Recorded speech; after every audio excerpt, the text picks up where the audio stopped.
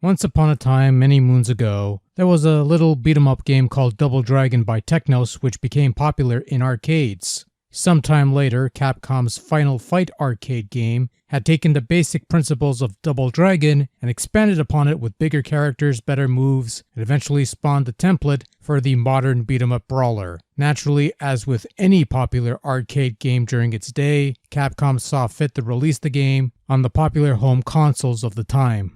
Now, while the Sega CD had received the best port of Final Fight for the time, and the Super Nintendo release saw a stripped-down version, the release for the 8-bit Nintendo Entertainment System saw what could be considered a reinvention of the arcade game. Naturally, you cannot recreate that arcade experience on a console that lacks the power, so you basically fake it and make a virtually new game out of it. The end result is Mighty Final Fight, a game that retains some of the arcade functionality, but is different enough to be considered another game entirely. Just like the arcade game it's based upon, the story of Mighty Final Fight goes like this. The Mad Gear game, not content with having almost total control over crime-infested Metro City, have decided to kidnap poor Whittle Jessica. Unfortunately, poor Whittle Jessica is daughter to Mayor Mike Hagar, a former wrestler and street fighter who decides to gather his buddies and venture on a journey throughout the city to beat up the poor losers and save his Whittle girl. So in other words, just an excuse for good old Mike to clean up the city. Analysts have suggested that if every criminal mastermind went after poor Whittle Jessica, Metro City would have been a much cleaner place and chances are Hagar would still be in office. But instead, nowadays, Metro City has Kenny Omega. Take that for what it's worth, but I digress. So strikingly, right off the bat, the first thing that grabs you with Mighty Final Fight are the graphics. Instead of big back punks and fighters from the arcade version, you get these cute little chibi-style characters in-game. And everything in the game has a nice, squeaky clean look to it. I like the cute little critters, and cute little critters involved in gritty storylines is always funny. On the technical side of things, there's good animation and usual flicker. That's fine, I suppose. Look, they wanted some way of getting Final Fight to those who didn't have arcades or better hardware at the time, so this is what they compromised. And since we're touching on what's changed, the soundtrack is also unique to this game. There are no arcade tracks to be found anywhere in Mighty Final Fight, but the tunes that did make the cut are quite catchy and do fit the much cleaner look of the game, complemented with those stock quality 8-bit sound effects.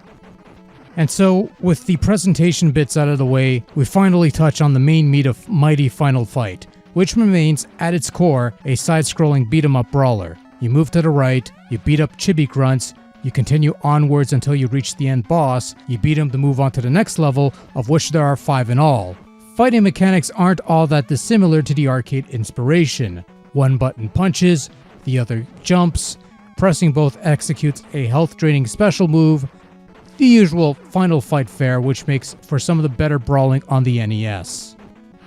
The main addition of Mighty Final Fight that distinguishes it from the original is the implementation of a leveling up system that slowly builds as you beat enemies. When you reach certain levels, your life meter gradually extends so you'll last longer in a fight. Also, you'll be able to access your super secret special move, which is typically easy to pull off by accident, as you wiggle the D-pad left and right while pressing the attack button. Because of this leveling up mechanic, and perhaps due to some technical limitations as well, Mighty Final Fight is a strictly one-player affair. However, unlike the 16-bit counterpart, you get all 3 Final Fight staples playable from the beginning, each with their usual skills and moveset.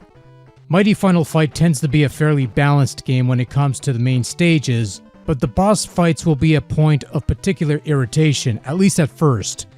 To put it to perspective, the bosses will pummel you the minute you get in close, forcing you to find alternative means with longer range to fight. Those options are usually few and far between. So it tends to be on the tough side, but once you figure it out or learn to cheese the system, it is conquerable. And of course, once you've beaten the game, Mighty Final Fight doesn't offer much incentive to revisit for further playthroughs, especially considering the lack of 2-player gameplay.